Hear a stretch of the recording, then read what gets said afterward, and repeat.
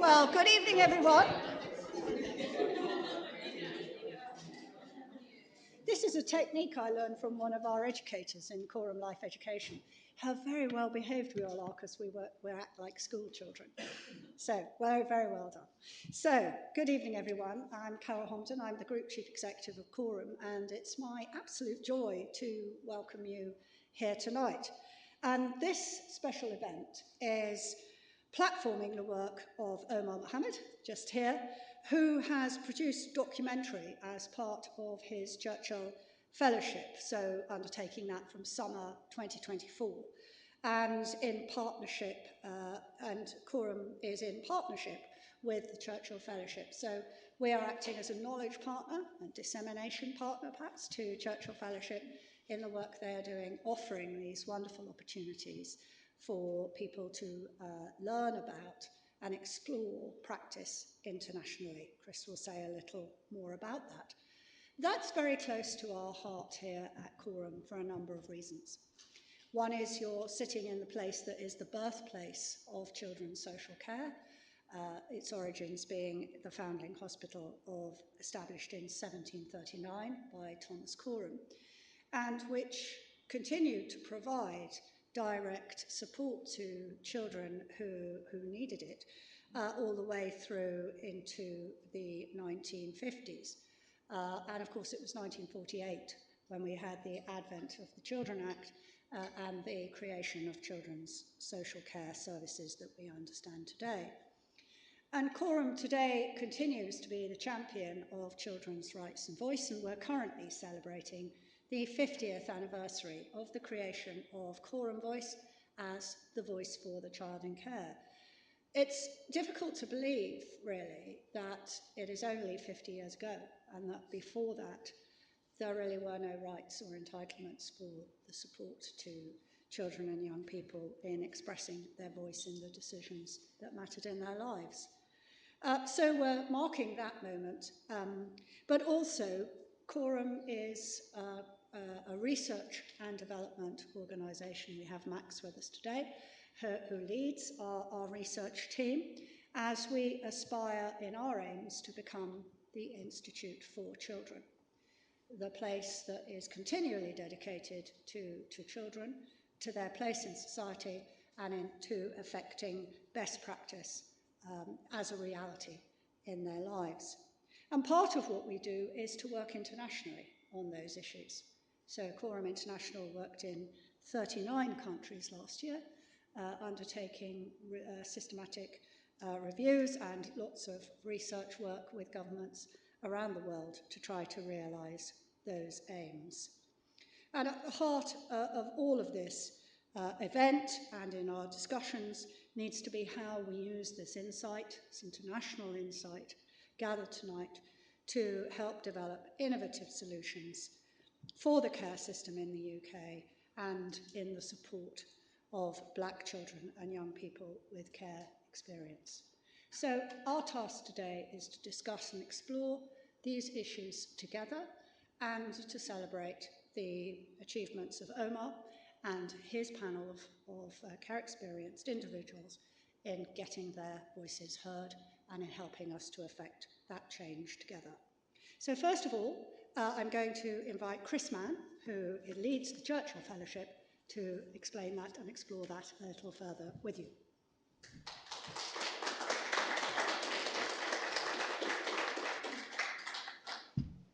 Good evening, everyone. I'm normally sat in your seat, and Carol is a scary speaker in her competency to speak without notes and speak for a long period of time. Luckily for me today, there are notes. I feel relieved that I can speak with my own. So good evening, I'm Chris from the Churchill Fellowship. It's great to be here with you tonight and be part of this event, Omar. Thank you for having us firstly. Thank you to Carol, thank you to Coram for hosting us here together. And I think this evening is about people. I think it's about connections, and I think it's about the people and the connections and the power they have to make change. And at the Churchill Fellowship, that's what we're about. We support people with powerful ideas to go out into the world, to talk to others, to learn from others, and to bring that learning back to spark change here in the UK. Thanks to our partnership with the Hadley Trust, we're in the middle of a 3-year programme focused on improving the lives of children and young people with experience of care. And through that programme, we've supported a wide range of people as fellows, those with personal experience of the care system, as well as carers, professionals, and others working to make change happen. We're also proud to be working with Coram as our knowledge partner. Their insight and expertise in helping to shape this programme is something that supports real, long-term change. So tonight's film by Churchill Fellow Omar Mohamed shows exactly why this kind of work matters. It challenges how we think, it brings forward voices we don't hear enough, and it reminds us that change starts with talking. So thank you for being here, and thank you for being part of that conversation. And it's my pleasure to pass back over to Carol to lead the discussion. Thank you.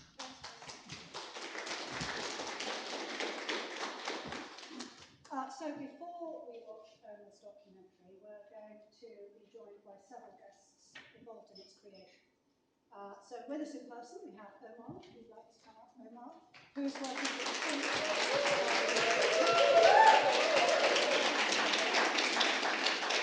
This is the Omar fan club. Omar is a social worker, a lived experience activist, a sibling kinship carer, and Churchill Fellow. And his project was entitled Improving Outcomes for the Black Care Experience Community, and aims to explore the unique challenges faced by Black children in caregivers and their families in Philadelphia in order to inform us here on getting better in the UK. And we're also joined in person by King. So King, if you'd like to come up.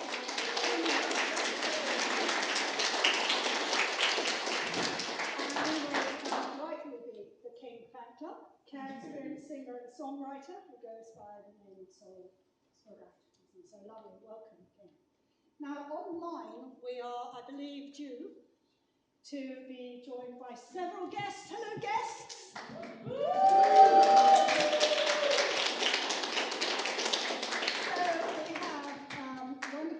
Of people joining us here have been involved in the documentary and from a range of organisations that provide services related to care in Philadelphia. So, hooray, America! Lovely to see you. Right, so I don't know quite how I'm going to cope with this. So it's an interesting team. I don't know if you can see me. But we're going to start with some questions. So they can't actually hear us at the moment. So, they can't hear us. Can I just check whether you can hear us if we're speaking to a microphone? Yes, much better. Okay, there you are, Carol. Right, we'll try that again then. Hi guys in Philadelphia. Woo! Right, so I'm going to sit down here so I'm not in the way. And I have some questions, I believe, to ask. So, the first thing, we're going to start, Omar, to settle in, okay? You're our leader tonight. So, why did you choose to centre your fellowship on the experiences of Black children and young people with care experience, and why specifically in Philadelphia? Is this working okay? Oh, I sound really loud. So hi everyone, thank you so much for being here. I'm so thankful that everyone has taken their time out of their evening to be part of this event. And thank you so much for Coram and the Churchill Fellowship, because we wouldn't be here, without their support. So I'm really, really grateful and loving the space and loving the energy in this room already. So in terms of answering the question from Carol, so thinking about this Churchill Fellowship, thinking about the project, it all started when I attended the Black Care Experience Network conference a couple of years ago. And this is very much headed up by Judith Denton. I don't know if anyone's heard of Judith, but she absolutely inspired... Oh, I don't know if the mic's finished there. Can people still hear me? Yeah, it's okay. Having met Judith Denton, having been part of that conference where it was very much focused on how we support Black children in care, care leavers, family members to keep close connections to culture, heritage and identity. I was absolutely amazed by the work. Again, I loved the energy and the vibe in the room. I was inspired by that energy, and the whole conference felt like a call to action, and I just had to do something. So getting involved in the steering committee for the Black Care Experience Network led us to thinking about an application to the Churchill Fellowship, because we know in the United Kingdom that Black children in care and care leavers, Black family members, Black communities are very much on the receiving end of issues such as systemic racism, issues such as not having their cultural identity needs met in the foster care system, throughout different forms of care. And all of these issues, I think, really inspired a lot of the work that I was already doing, thinking about what it means to be an anti-racist social worker, what it means to fight for social justice and promote human rights. And so very much I wanted to do something, to be part of that change, and hence the application to the Churchill Fellowship. In terms of choosing Philadelphia, and that's quite an interesting one, I think I'm very inspired by Philadelphia as a city. One of my very good friends lives there, so I had the privilege of knowing some of the context of Philly before having made the trip there. But then actually, something that I was really interested in is thinking about a context that's very much a leader in terms of some of the changes that we all need to see in the child welfare system, not just in the UK, but globally. America has a lot of challenges, to be honest. I'm sure our colleagues will talk to us about some of those. So it wasn't just about knowing exactly everything is perfect, but recognizing in some areas throughout America, very much within Philly, the understanding of systemic and institutional racism, the understanding of the need for cultural competence, is further ahead, I think, than what we have in the United Kingdom. And so it was very much about taking that humility of wanting to learn more, wanting to engage, wanting to explore, and then wanting to bring some of those findings and integrate that and think about what it looks like in the UK context, which is why I'm so glad you're all here, coming from the UK context, here today in London, thinking about how we can make things better for our context here today. And also Philly is an amazing city, and I would just absolutely recommend everyone to go. Right, so that's the tourism call-out for Philadelphia. And so now, you did all that, and you were thinking about all of that, and then you chose to do documentary as a format. So why was that? Are you already a great documentary filmmaker? Absolutely not. So, a bit of a funny story. So applying to the Churchill Fellowship, I wanted to be really open in terms of my methodology. I have a research background, but actually I'm very much interested in doing research that's very co-created. We're participating with the communities that we're researching or looking to improve outcomes for. So for me, it was very important to recognize that I am not a Black care experience young person, and to recognize my positionality with that. And when I was meeting with Black children in care, care leavers, Black family members, Black senior leaders, it was very much that there's enough research out there. And actually, we knew that. I think, we knew that even within the Black Care Experience Network in the UK. But still, we wanted to do some work. And so it was about how do we bridge the gap of wanting to do something really important at the same time as making sure we're sharing information and learning and doing it in a bit of a kind of evidence-based way to share that learning. And having met with, especially I think the young people in Philly, they were very much like, well, let's do something more creative. And we kind of toyed around the idea of like a podcast or something like that. And we ended up with this idea of a film or a documentary. And I was very clear that I have no skills in making a documentary. Like, I'm not used to this. And we were like, yeah, let's take on the challenge. And the whole process felt co-created. And I know it's a Churchill Fellowship, it's about myself as Omar, but really this whole process has been co-created. And I really value everyone's contributions. And so I'm very much hoping that you'll hear it from the panel today, that the whole process of making a documentary is very much I felt really strongly that it needed to be facilitated, and especially from the social work lens. I think I don't know what I would have done without my social work skills. I felt like making the documentary was a social work intervention to some extent, and the way it was done. But I guess the panel, may talk to that a little bit as well. But what I would say for anyone and everyone is that, if you like your evenings and your weekends, maybe don't do a documentary. Right, okay, that's a good tip. So I'm going to pass over to King there to introduce yourself. And what we wanted to hear, panel members, is a little bit about your experience of taking part in the documentary. So to introduce yourself, and then a little bit about what it's meant to you and your experience in taking part, and how it's felt to tell part of this story. King, you lead the way. Hi, everybody. So just to answer the question, when Omar reached out to me about this documentary, I saw there was a doorway open for me to express something that I don't feel I get to express that often, being someone who is care experienced. And the subject of representing your culture, your ethnics, your background, and how that relates to your care experience, I don't think is touched upon enough. So I was particularly grateful to be given that platform through this documentary.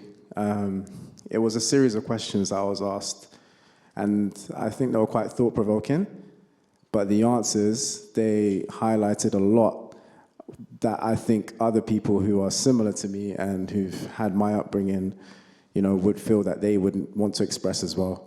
I think it was eye-opening when I watched the documentary to get the verbatim from other people and see the similarities in the misrepresentation and, just wanting to feel like your voice is heard.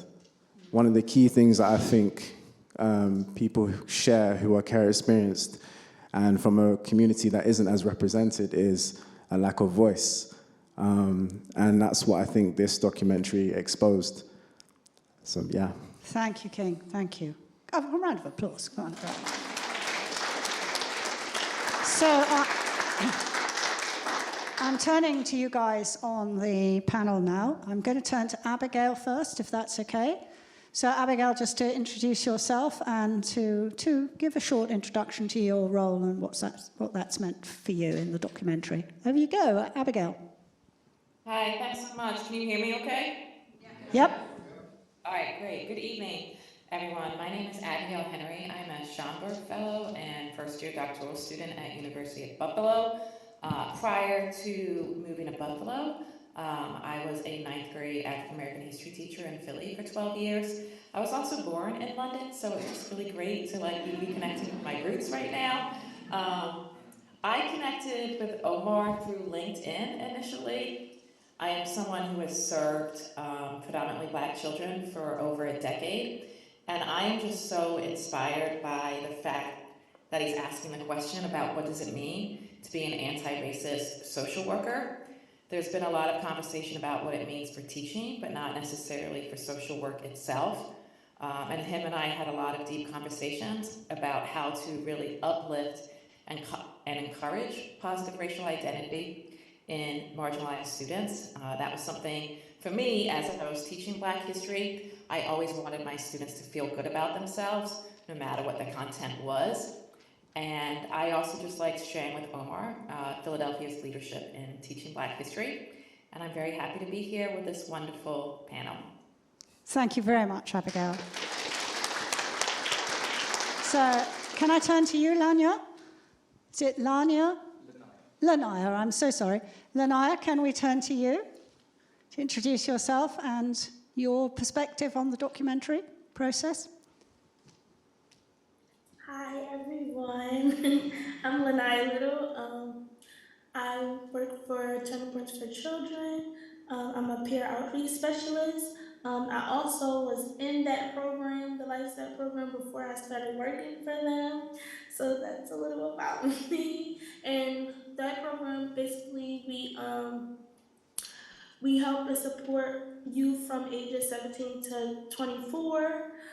We give them all the tools that they need, maybe and specialists that they need. We go out to do tabling, we go out to schools, and the public, also to reach out to the youth who are in need of all the programs that we had. So yeah. Thank you, Lanaya. Sorry, Ashvin, would you like to come in? Yeah, sure. Thank you for this wonderful event and inviting me. I'm calling from Toronto, which is to Toronto, and I'm calling from Toronto, which is to Toronto and its traditional territories. As a quick land acknowledgement, I feel it's important for me to just as many nations, Mississauga to the credit, Anishinaabe, Chippewa, Haudenosaunee, Wendat, many indigenous tribes that have occupied this land before me. So I'm privileged to be on the land, but privileged to be in this virtual space too. And I got connected through, I think there was a senior fellow who does work in Canada around the child welfare system. And he connected Omar and I had just finished directing my own documentary, which is really ironic and funny and how much we could relate on that and how many questions I could be helpful about. But yeah, I co-directed a documentary about the child welfare system here in Ontario, which is the province in Toronto in Canada. And we also did a different process of interviewing youth who grew up around the province, Indigenous, Black, women, and young men who grew up in a wheelchair. So we're trying to get different perspectives. And so yeah, that's how I got connected to Omar. And I've been working the last year and a half, 2 years, kind of as an ally, and just supporting different organizations in the kind of work of telling these stories, and like Omar said, being a facilitator as much as I can. So thank you. That's a bit about me. Thank you. Thank you very much indeed.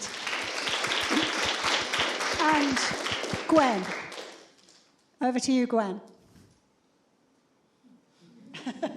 Okay, I'm having a hard time hearing you. However, hello everybody, Gwen Bailey.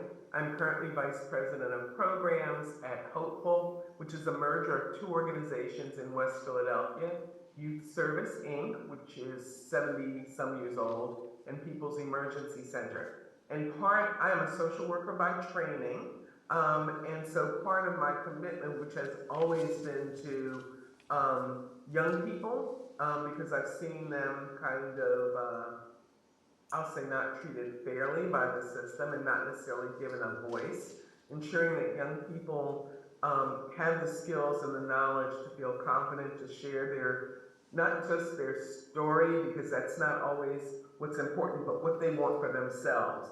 So it's important for us, and I was connected to Omar through, an expert in Philadelphia who's been a child welfare advocate for decades, just to acknowledge some of the realities that have been in the systems for forever and ways that we can help correct some of those things, and also listen to and support young people who have significant information to share. The adults need to learn how to listen, and so that's kind of my message.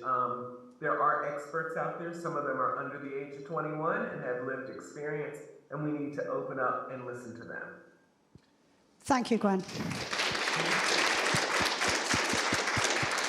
So one of the key themes in the documentary is meaningful change, how we affect meaningful change in the child welfare system. And I think everything revolves around that. So a number of ways of exploring that. And I don't think everyone will want to answer every question, but I'm hoping some of everyone will want to answer all the questions. Otherwise, we might be a bit stuck.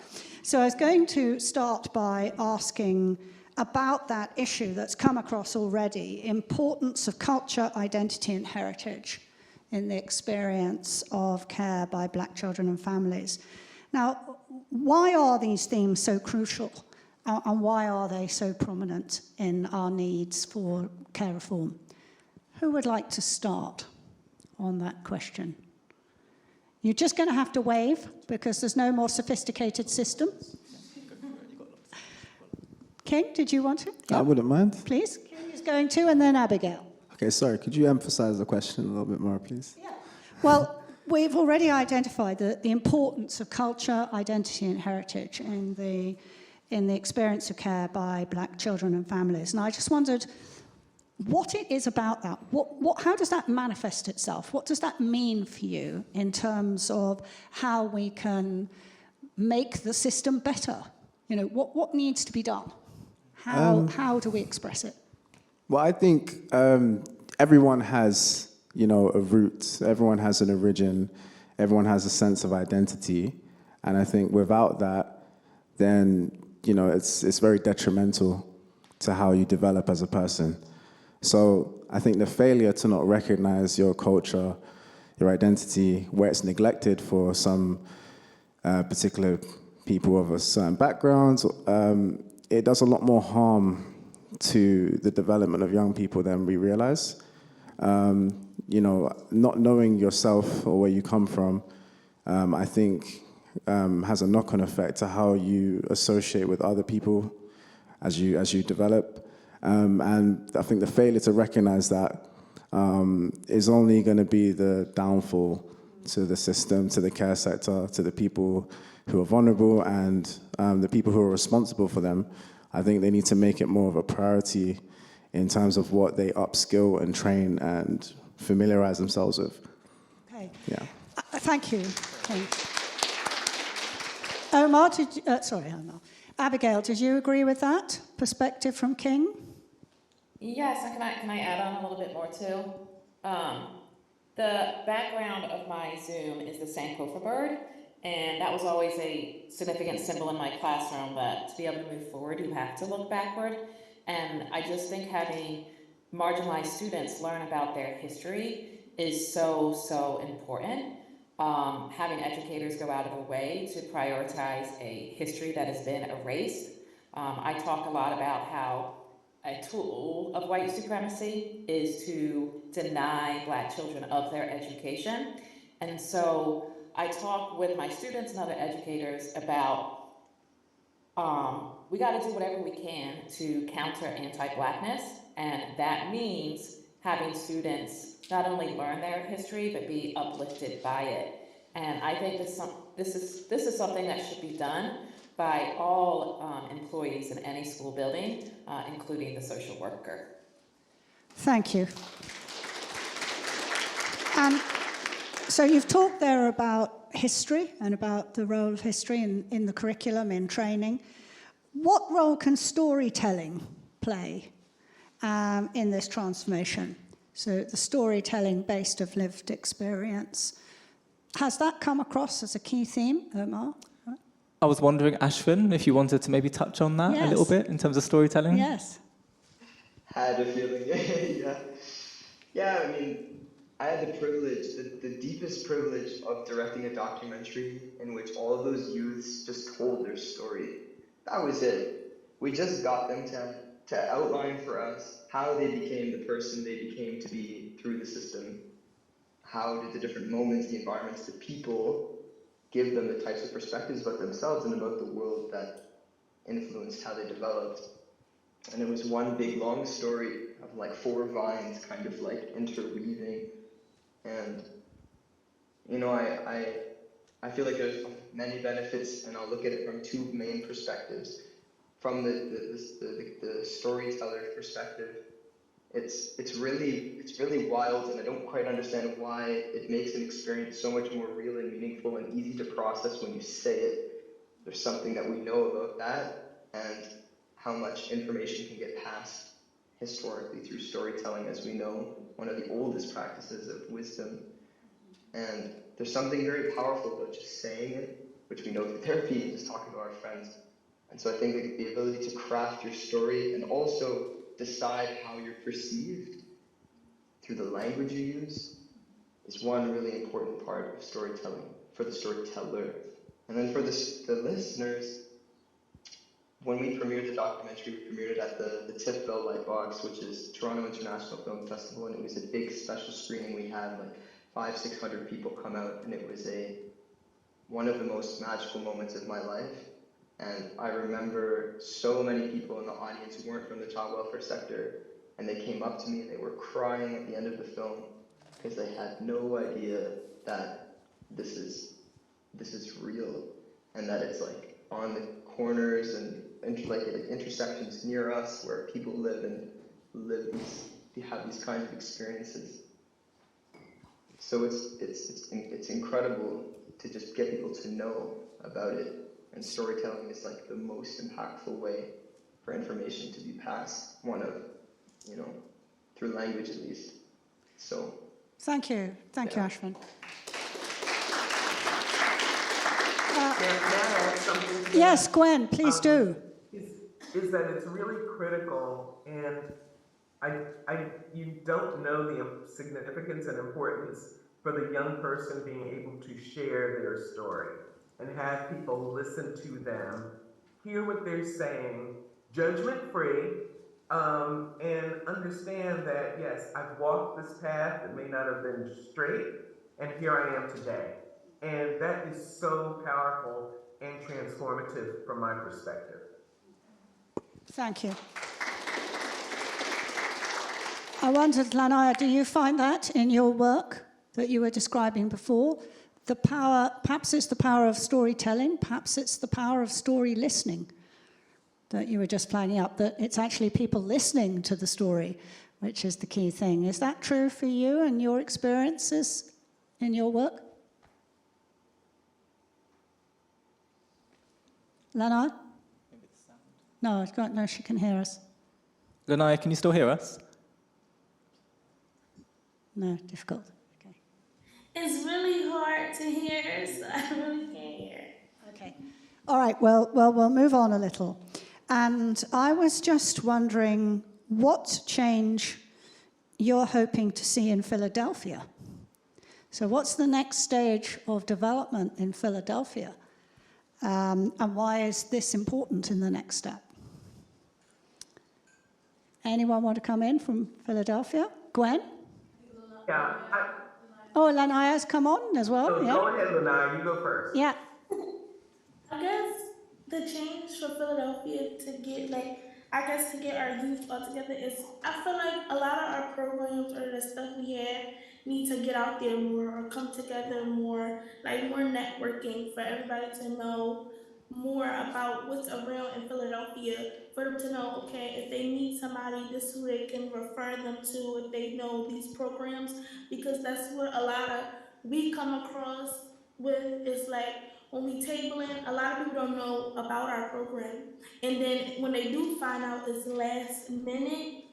And I'm usually doing panels too in my job. So like we talk to the big people to make them know like about our program, and we basically and how we basically let other people know is our youth usually let their friends know, and how it get transferred. But like we go out to cool buildings, we go out to like hospitals. So I feel like just getting our programs out there more to help our youth is what it needs to be better. So more, we want more. Gwen, you were going to come in. Yes. So, I'm looking at this from many different perspectives, having seen all kinds of changes, reverses take place in the system. It is critical that the child welfare system listens to those people who are receiving the services and gets feedback from them so that they know what's of value. I also will consistently believe that prevention and early intervention is critical to keeping families together.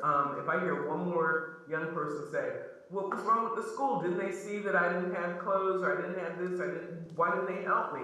Why didn't they help my family? So it's critical to have people out there who can hear, see, respond, and and I'm gonna pronounce your name wrong, Lanaya, I think it is, get those resources out there for people. And guess what? Lanaya may be a good case manager for me, but she may not be for Abigail, because there's something about Lanaya that reminds Abigail of some not pleasant thing. Let's be brave enough in our system to switch up and get the people who need support and services exactly what they need and who they need. That's where I want Philly to go.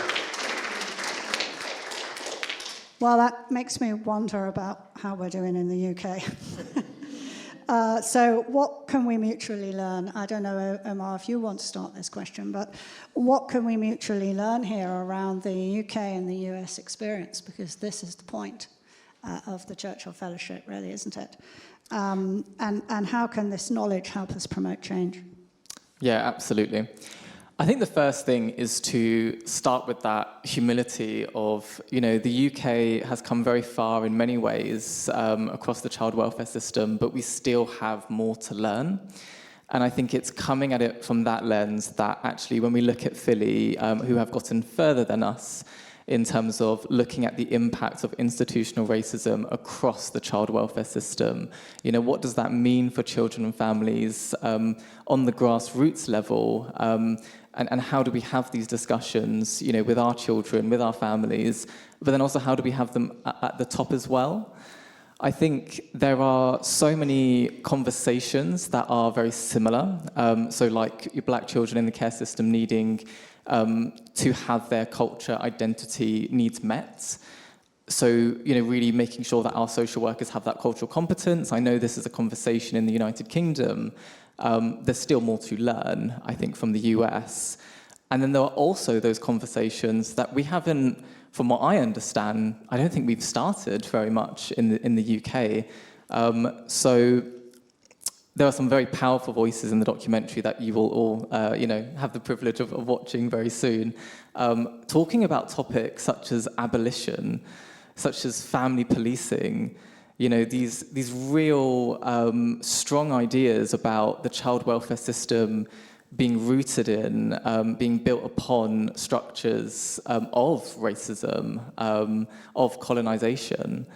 And I think we are on a very early journey to start recognizing the impact of colonization on our child welfare system, what that does to our thinking, the knowledge creation.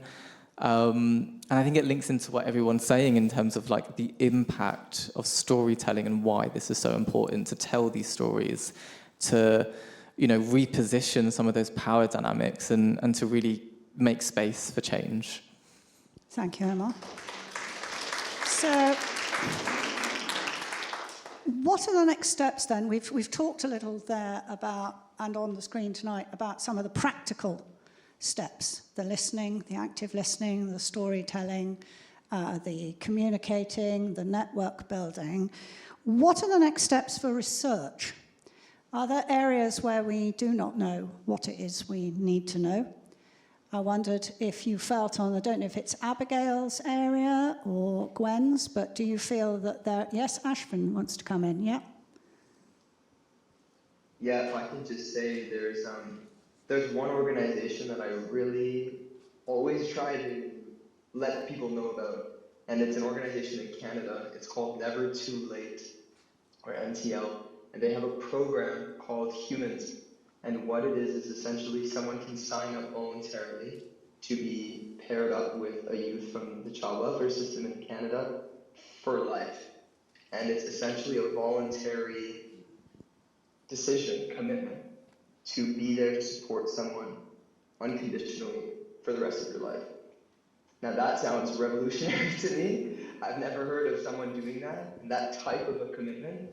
And to me, in our documentary, I think one of the greatest things we learned was having someone who believes in you at all times was like the transforming moment for youth when they had someone who was like, I believe in you, and it really meant it and was there. It was like everything else came from that, and it was just this sense of belonging / having someone you can really rely on and count on who believes in you. And so I think that area of belonging and unconditional love, I don't know how they play into everything else that comes, but I really feel like it's an exciting area for future research and Thank work. you. Thank you, Ashwin. Thank you. I'm wondering if Abigail maybe wants to talk a bit about the great research that she's doing. Yeah, I was just listening to what you all were saying. It had me deep in thought, not about my own research per se, but just more about, I think more research could be done on what students are doing after school. all of the students that I had the fortunate ability to teach who were caught up with DHS or were like high flyers, were stumbling from like home to home. They often came to school because it was the one place they got a sense of belonging. And yet, when they were likely to get in trouble was right after school. And sometimes a lot of the schools, even in Philly, do not have after-school programs that these kids are interested in. And I wish there could be more done for students after school so that they could develop that sense of belonging. And perhaps, like I know I was very close with a social worker at my school, and she was able to help certain students find stuff to do after school, but she was one person serving 350 kids. So there are so many others that just fell through the cracks. So I just want more research on what kids do after school. I agree with you, Abigail, because, here we go again with the connection. Someone needs to reach out to them and say, tell me what you would like to do. How would you feel safe? Do you have enough we need to have, the research is really people reaching out to them because young people may not feel safe or secure enough to go to Abigail and say, I haven't had food in 3 days. Is there anything you can do to help me? Or I'm scared to walk home because there are these guys who are trying to get me to join the gang, or whatever it is. So we really, and this is maybe the research, and I'm not a researcher, we need to get the adults and those that are caring to reach out and to begin finding out from those young people what it is that they need, what it is that they want, what it is that they feel would support them and help them. Not that they're always going to be right, but we need to listen to them and process that. Thank you very much. So I think you've just laid out an agenda for the Coram Institute with the collaborators in Philadelphia. So let's hope we can find the resources for that. I'm going to draw our panel discussion to a close because we're already running late. I knew we would. And I'm just going to leave the final question with Omar, which is, Omar, what's your dream? What do you hope this documentary will achieve in terms of awareness and the future? Yeah. Right now, as of today, in this room, my dream is for all of you to sit, relax, enjoy, and watch the documentary. And I guess feel what I felt. And you won't, I'll be honest. Sorry to spoil it. But you won't feel exactly what I felt in the room with those people, with these amazing people. But I hope you feel even just a glimpse of what that felt. Because that is what's inspiring me to continue to do the work, to be the difference, to make a change. And just a glimpse of their greatness, I think, coming into this documentary, coming into this room today, is good enough for me. And then you guys are like the butterfly effect. You'll go and do the great work as well. So I'm excited for that. Thank you to you all. Thank you to everyone in Philadelphia. Thank you. Thank you.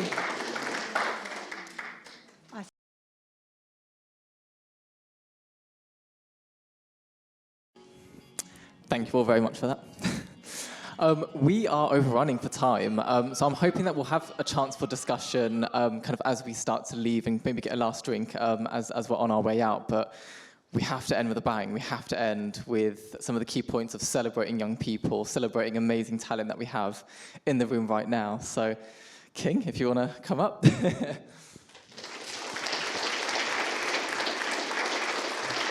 Thank you for such a friendly applause.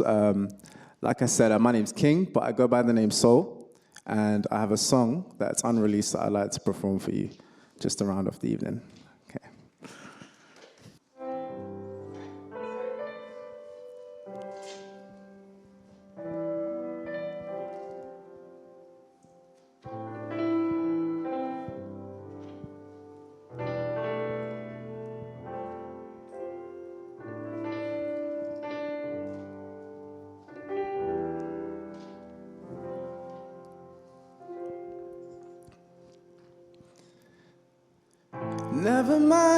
Never mind, it's so bad, man, more time.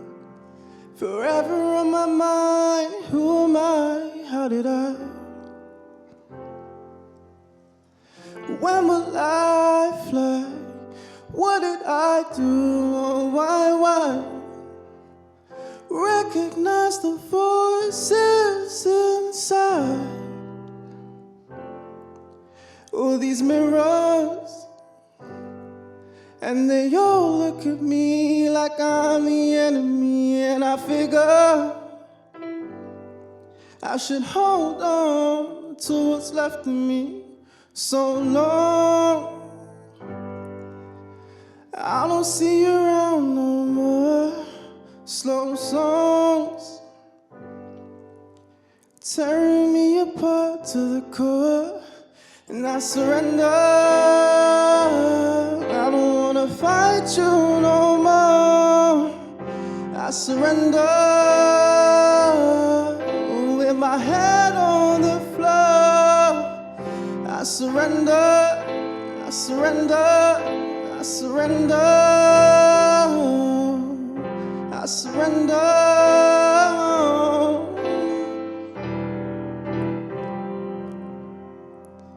What's the difference? I see them tears, they roll away. The pain will stay the same. And I've been careful to not be a fool. No, it's not you, no.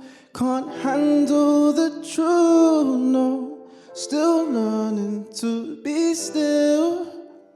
Learning about love, still talking to the sky, still no reply. And if you hold me, you'll hear my soul scream. I've been so unstable, and I've been so ungrateful. I surrender. I don't wanna fight you no more. I surrender. With my head on the floor, I surrender. I surrender. I surrender. I surrender.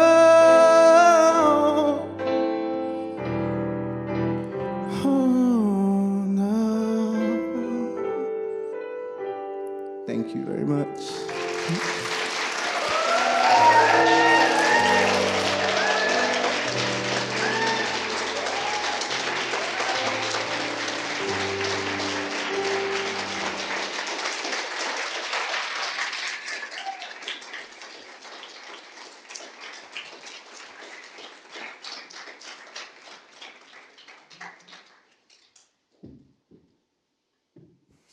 Now it's my turn. No, I'm joking.